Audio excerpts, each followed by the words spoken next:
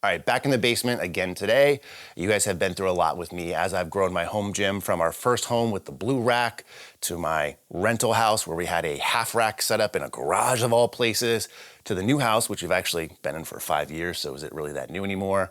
With a Rogue rack to a Rep rack and now an Irwin Fitness rack. And I spent a lot of time and I spent a lot of money, as you guys have seen, buying different pieces of equipment to my liking in terms of the function, in terms of what it looks like, in terms of some of the customization that you see on pretty much every single piece. And I really like how things have turned out for the most part, maybe outside of the cardio equipment, which is literally the black sheep of the family here. But I really like how things have gone in terms of aesthetically and functionality, but I'm always trying to think of ways to make the space a little bit better in before, hey, why don't you finish the ceiling? Never gonna happen. But one of the things that I've been thinking of is over the course of all the gyms, all the years, all the equipment that's come in and out, one thing has remained the same, and that is the flooring. I've always done horse stall mats, no matter what. Every single gym has had them, some have had less. This one has more. We have over 30 mats here in this gym. I've almost always been using the Gorilla Tape on them to secure them. And also, I think it just adds a fairly nice design with this grid pattern. And I gotta say, for me, my Gorilla Tape has held up really well. Now, there are some spots that you'll probably see where it's coming up some. It's easily replaceable. It's very cheap, as are stall mats for the most part, which is why I think they're a great option for most people for flooring, because they're super durable, as you know, 3/4 of an inch thick. They're heavy, you can deadlift on them, all sorts of stuff. If you get enough of them like this, like they don't really ever move. The issue is with horse stall mats is, number one, the smell. It doesn't bother me, but I'm just thinking long term, probably not the best option to have so many in a space where I spend so much time in, especially with young kids. That's more of me just probably worrying than actually seeing anything that shows that that could be potentially damaging, but just kind of thinking, and also gives me a reason to do something about it.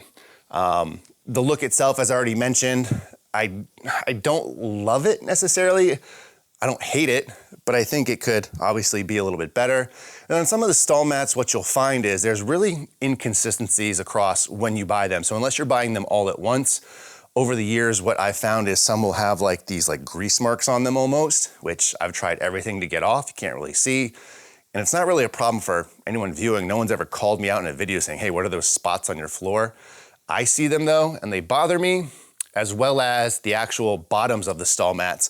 I've been lucky enough over the years to always get the button bottoms, which is the ones I prefer. I feel like they help prevent airflow some. And I just like the look overall with a smooth top and a button bottom. But being the person I am, liking to change things in the gym, I've decided it's time to do something about it. So what I've done is I've actually ordered a bunch of hammerclad tile flooring from Ashton over at Freedom Fitness. These are 3/8 of an inch thick. So not as thick as a horse stall mat, but they don't really need to be. The horse stall mats are overkill. These are about 2x2 tiles. They're interlocking. They also have some gray fleck in them. The top ones are a little bit dirty.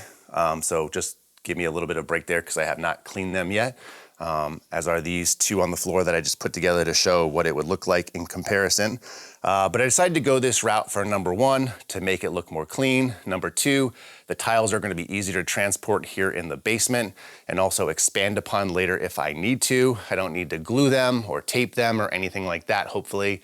So I'm gonna start the process of switching these out. And I just wanted to document it and give you some feedback. This is probably gonna be a fairly long video, so I might timestamp it, I might break it up, or I might do multiple videos on the flooring. But let's go ahead and get after it, which is going to entail getting all of this equipment in different spots. So I'm not gonna break stuff down, more so I've just disassembled it enough to move it. And my plan is to start here in this corner and work all the way across, because that's going to be the easiest from a straight cut perspective. Although in reality, the easiest for me as far as moving stuff would probably be to start in this corner by the stairs, because all this stuff is on wheels here and it's easily movable. Where the biggest things are gonna be the rack, obviously, and probably this dumbbell rack as well. So that's my plan to start today. I don't know how long it's gonna take me. I'm gonna hopefully do this all by myself, but I'll bring you along for the process. So like I said, let's get after it. All right, so we're gonna start in this corner, like I said. This was actually some of the first matting that I laid down when I first started this gym. My initial goal when we started the gym is just to have this little kind of corner the rest of the garage for storage. Obviously, I expanded, thank you to my wife.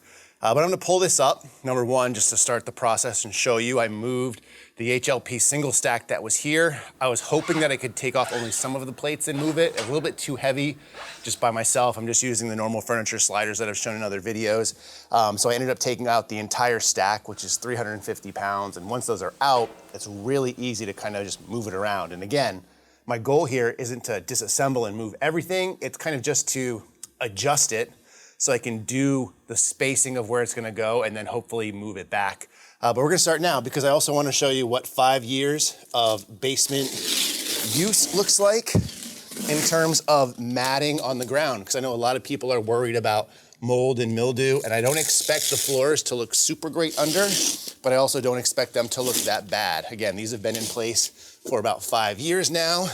So let me just get a corner up and you'll see with me in real time. Whoa. All right, so there you go. Actually, it looks pretty good in my opinion. You do have some spots just where those buttons were touching, but there's no actual mold there. Taking a look at the mat, kind of same thing. Overall, really good condition, considering that it's been on the floor in that spot for 5 years now. All right, so again, my plan is to do this in sections. Now with these tiles, as I mentioned, they're 3/8 of an inch thick, so they're gonna be easier to cut than a normal stall mat, which can be really difficult.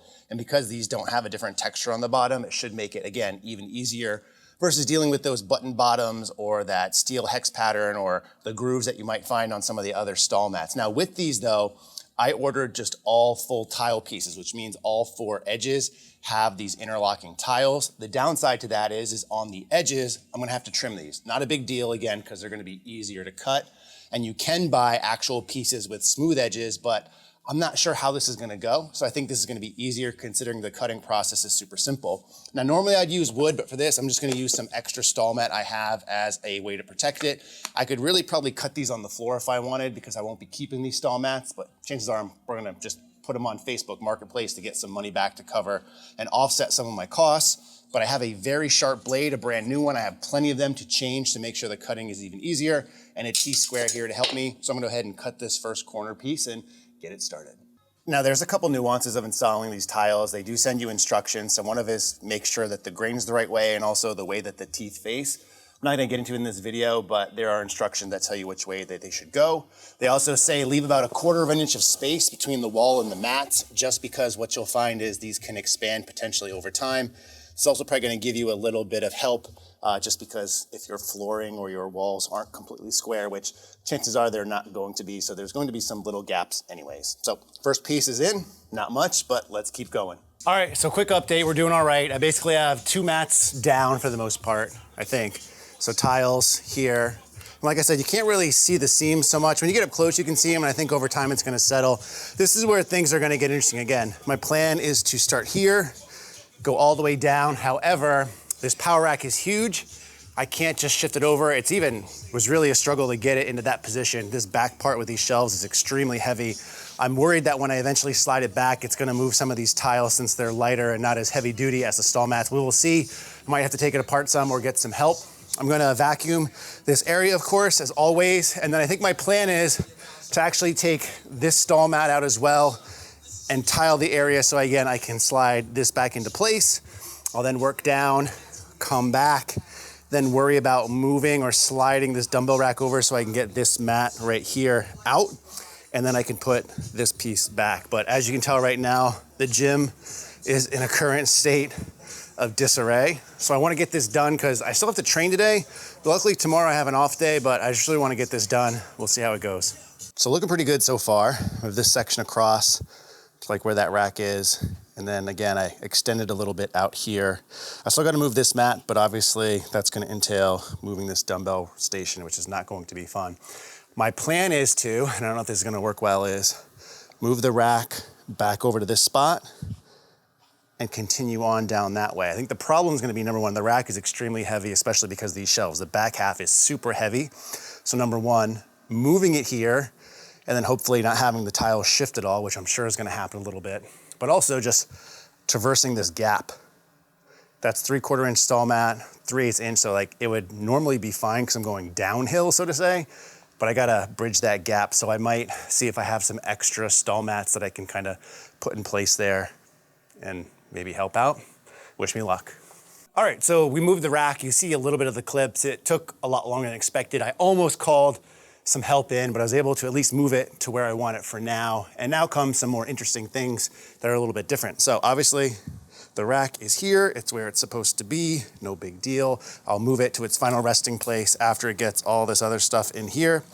But as we come here to this part, not only do I have to cut straight, but I also have to cut around these posts because unfortunately the flooring can't just slide under there, and there is a little bit of a cut that I'll have to make. I ended up picking up one of these little things from like Instagram that I've seen before. Got it on Amazon for cheap, but you basically will put this in and it'll do the shape. I'll show you that, of course, but first time using it in the past, I just measured it out by hand. We'll try to see if this works any better. All right, coming back in here for some voiceover. This thing did not work really well. It was not as smooth as it showed on the advertisements, which I get is doable. But to be honest, like, it didn't really save me much time. In fact, just using just a ruler or T-square like I did in the past would have been just as effective. And I'll probably do that going forward. But at least the final product still looked like it should when it went in. I'm gonna call it a break for at least now. It is, what time is it? 3:09 in the afternoon. I've been pretty much working nonstop outside of like an hour and a half or so. I had some other stuff to do. My kids are coming home from the beach with my wife, so I'm gonna take over. I got a lot done. I still need to do this section here. Again, I gotta slide this dumbbell rack over, but otherwise, I got a good amount of stuff accomplished. I think it looks pretty good so far. I gotta come through and step on a bunch of these seams just to kind of really seat them, but what I found is as I move on, and I go back to the ones where I thought were more visible before, they're actually starting to kind of sink in a little bit. So I think in time it'll look even better, but happy with it so far. This rack was a pain in the ass to move. Same with some of this other weights. I'm gonna come out here a little bit. This section, outside of cutting the edges, actually went really fast. So I'm excited because outside the dumbbell rack, everything else for the most part is pretty easy to move and there's not a ton of edges in the middle. So I'm hoping that this place goes a little bit faster. The gym is still a mess, pretty unusable at this point. But goal is tonight to be able to shift that over, get that tile in there so that the single stack can go back, combo rack can go back, and at least that way, like, the gym is usable a little bit, even though tomorrow is an off day. All right, so I'm calling it a day. It is 9:30 at night. I came back down, I finished this back corner, which I was really happy about. I actually got a little bit further than I thought, and I started to move the dumbbell rack, which is by far the heaviest piece of equipment in the gym. Like, I thought the single stack was bad, I thought the rack was bad. This is the worst. Each of those shelves has to weigh around 200 pounds. There's 4 of them. Actually, there's 5 of them. And there's obviously uprights that are welded together. I am not undoing this thing because it almost killed me to put it together. I managed to move it, but it has to weigh like 1,000 pounds. So that's gonna be the bane of my existence, but I'm calling it a day for now. The single stack is back in place. All the plates are loaded. The combo I'm sitting on, good. Power rack, good. So it's manageable down here. It's still an absolute mess, but if I wanted to come down and train, I still could, but I'm tired, I'm hungry. My hands really hurt, my knees really hurt. I've been using like a knee pad for all the work on the floor, just to kind of give my knees a little bit of break. So I'm gonna call it a night and happy with the progress. One of the things I will say, very surprised with, is even though I'm moving this heavy equipment just on furniture sliders, I really thought the matting would come up some or move a little bit more, and it really has stayed in place tremendously well with no glue, no double-sided tape, anything like that. So pleasantly surprised, and we'll check in with you on the next time I'm down here working on the floor. All right, so if we're keeping chronological track of how things are going, this is technically day 2, and I hardly did anything today. I just didn't have the time. It's off day from training. I didn't end up training yesterday. I'm wrecked. Like, I feel exhausted just from this work, which is a good thing. It's a deload week anyway, so I'm not really too worried about if I miss some training because I really want to get this done. Because I'm the type of person that when I start something, I just want to get it finished. And although I didn't put down a lot of work today, I probably put down like 7 to 7.5 tiles, just this basic section. What it allowed me to do was get this dumbbell rack back in place. This is the Sorinex Iron Bear, which you guys have seen a video on before. And it holds right now 9 barbells, 5 to 100 in increments of 5-pound dumbbells, some other stuff as well up here, as well as underneath. I put some other things as well. There's wagon wheel storage on the side. This holds a lot. And when it was moved, in order to move it, I needed to get everything off of it. So it took up a lot of space on the floor. So getting this done, although the floor work wasn't done, really cleans up the space, and the rest hopefully should go a lot quicker because there's not too many more edges left, and most of the pieces that I have to move aren't overly heavy. They have wheels, or they're only take up like one stall mat or so I'm not too worried about it. The exception might be the deadlift platform, which shouldn't be too bad once the tiles are removed. The chrome Hansu plates, which you can't see, which is directly behind the camera right now on the Ghost weight tree. Just taking them off and moving it and doing it, but again, only one singular tile.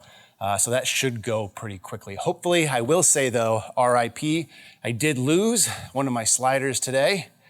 These things are awesome, and I've used this to move a lot of this stuff, but it just couldn't take all the weight of this little bad boy and trying to maneuver it on these mats. So I'll pick up some more. These were cheap, but these have been really helpful so far as I've been able to do this all myself. And you might ask, Brandon, why are you doing it yourself? Do you like to do it yourself? Well, yes, I do. I don't like to ask for help. I like to do my own things on my own time and just get them done. And also something like this, I don't want to have to put my friends through it because it sucks. All right, we'll catch you the next day. All right, have you in the mirror. It's day 3, didn't have a lot of time. As I said, it is currently 10:03 at night. So a busy day today, great day actually. I had my kids. Not that I don't normally have my kids, but I've had some extra time with them before school starts in the summer, which I don't normally get, so I've really enjoyed that. So we've been kind of taking full advantage. So my wife works in the school system. She went back a week before they went back, so I've been on dad duty, which has been awesome. Lots of beach time, went to the arcade today, we got a bunch of tickets. I'm also coaching soccer again this year. For those that follow me on social media, on like Instagram, you guys know I'm coaching soccer and some basketball and some other stuff, so coaching started today for my youngest son, who is on the U7 competitive team here in Rhode Island. So good day overall, but means didn't have a ton of time in the gym. Did not train again. Way behind on my macros, but just want to show you where I am. Not a ton done, but it went quick because a lot of it is not corner pieces. So got this whole section done with the Rhino. I am going to wait a little bit till the very end to come in and do these back sections just because I'm not sure if I'm going to have enough tiles. I'm assuming I do, but I'm not gonna worry about these parts until all the main parts are at least done, which we got really far. Did some tile work here around the pole, which not super ecstatic about, but it's kind of a tough cut with the tiles and trying to get a circle. So I did my best, basically using a can and a paint pen. A little bit sloppier than I'd like. I think I might go back in there with some black silicone to kind of fill that in. But a lot of the hard work is done. This will probably be something that I'll try to tackle tomorrow, this area with the deadlift platform to get it up, because once I get that up, I can basically bang out this whole section. This back corner, just with the bike and the assault runner, should be fairly easy too, just trimming some end pieces. So I'm hoping to be done Friday or Saturday, depending on how much time I get tomorrow. I may train also, I don't know. I might just kind of write this week off because this stuff is exhausting work, but that's the day 3 update. Hey guys. Day 4, I think, right? I've been working literally like all day. The time, if you can see it, I can't see it, it's 4:14. So I've been working basically since like 9 o'clock with pretty much no breaks, like kind of straight through. Yeah, I've been dilly-dallying like every so often to get water, grab lunch, get a drink, just chill out for a little bit. For the most part though, straight working through. So that's, 7 hours of work. And I got a lot done. I'll do like a final walkthrough in a bit, but like, a lot of this stuff went relatively quick because it's just big pieces, put it in, and all this stuff, as you can maybe see from some of the clips, it's just like moving it around, it's just rearranging stuff. The edging wasn't too bad. There's some pieces here that required more work, and I think I got some clips of that. They did the platform moving all these weights, working around these posts is still not fun, but I think these look a little bit better than the other one that I did, and it actually turned out pretty well in terms of where the cuts needed to be. Nothing was like exactly in the middle of a mat, so it worked out really well. Another pole back there, worked around here. I have some left, so this is still unfinished. I need 6 tiles to do at least the bare parts. I have exactly 6 tiles left. So I think what I'll do is I have some mats already like under this workbench, under just this general storage kit. I think I'm just gonna keep that, and I'll probably just trim like an inch or 2 off of the remaining mats so it lines up flush against that, or as close as I can get. And I think I'll just fill this in. So let's go ahead and get that done and get done with this job. All right, so we're mostly done. The floor is drying a little bit. Gave it a very quick steam mop just to kind of get some of the footprints and stuff off. If you ever put stall mats down, you know, like when you first put them in, it does pick up some dust. So I just want to kind of clean them up. Things look pretty good. And again, I think with the Fleck, one of the benefits of having it is it really hides stuff a lot more than just the black did before. Now, I will probably do a review of the flooring in general, my thoughts on it, after I have some time to get acclimated to it. But I will say, generally speaking, I do think it looks pretty good. I am kind of getting over the shock of not having just like all black floors anymore. But I do think the gray Fleck actually looks really good. In fact, it looks more whitish, so it does match very well in here. But I really like the seamless look, even though, as you will see, in some instances, you can see the seams. And again, that's something that's gonna take time, just because since I'm doing this by myself, didn't really make sure that all of them were completely flat. So there's some that kind of got pinched in a little bit. I showed you going in and kind of digging some out. And I think between sets going forward for the next week or even the future, just as I see things, I will fix them as need be. But generally speaking, just taking a look at everything from a wide perspective, you can't really see them. And I think it does make the gym look more professional, if you will. Now, the overall experience I had, I think was a pretty good one. I think in total, it took me 4 days worth of time, though again, some of those days were limited, some of those days were full. I was also doing this all by myself, which means like moving certain pieces of equipment was very time consuming, cutting things very time consuming. I think if I really had the dedicated time to work on it from morning to night by myself, I could probably do it in 2 to 2.5 days. I really think that. Like if I really put my mind to getting this done and I wasn't kind of just playing on my phone sometimes between sets, or I didn't have other things I had to do, I'm talking like full days of work, so like 8 a.m. to like 8 p.m., I think I could do this by myself in 2 days. Now, obviously, if you have help, that's gonna expedite things quite a bit. Also, if you're doing the flooring before you buy all this gym equipment, that is also going to expedite the space a lot. And again, like I'm covering probably like 700 square feet of overall tiles here. So it does cover quite a bit of space, so depending on your size. But overall, I like the look. I did leave some actual tiling, teeth exposed kind of on the side behind the curtain, as well as a little bit to the right, just in the event that I wanted to expand further. So behind the curtain, I have right now my sauna box. I have some extra barbells. I might expand that area at some point, but I wanted the option in order to do so, and tiles allow me to do that. So that's kind of a nice thing. I will not miss the stall mats necessarily, although we had a lot of great time together. Carrying these tiles, which are 2x2, are much easier to move, to cut, to put together. So I will not necessarily miss the stall mats, but it is kind of a sad day in home gym history. But the good news is I will be posting those for relatively cheap online locally, so someone will get them and they'll have a good home, and they will continue to either help you lift or help your horses stand. I don't know what stall mats are actually used for in a horse stall, but hey, they could end up there for sure. I will do more videos on this flooring as time goes on. Again, if you have questions though about the process, I tried to show you some of the insights, but again, it was like a lot of work. I didn't want to film everything because I didn't want to have a long video, so I don't know how long this video is going to be after I trim it down and put stuff in, but let me know what questions you have below. Big shout out to Ashton over at Freedom Fitness, who made this all possible by giving me a great deal on these and also kind of walking me through any questions that I had. I am a convert, so make sure if you're looking for flooring, go through Freedom Fitness. I do appreciate them, and I appreciate you for watching as well. In the meantime, as always, thanks for watching, and stay big. Yeah, buddy.